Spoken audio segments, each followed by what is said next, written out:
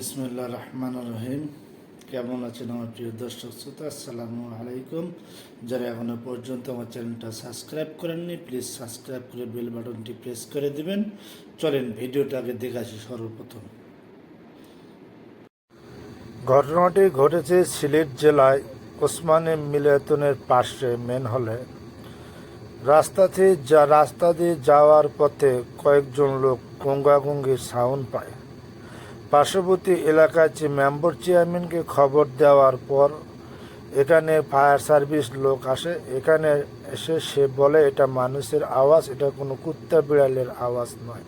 তখন সে মেন হলে চাপলাটা ভেঙে দেখে এক প্রতিবন্ধী মানুষ, সে কথা বলতে পারে না। সেখান থেকে তাকে উদ্ধার করে দ্রুত মেডিকেল হসপিটালে নেওয়া হয় এবং সে শ্রবণ শক্তি তেমন নাই বললেই চলে এবং ছেলেটা মানসিক ভারসাম্যহীন।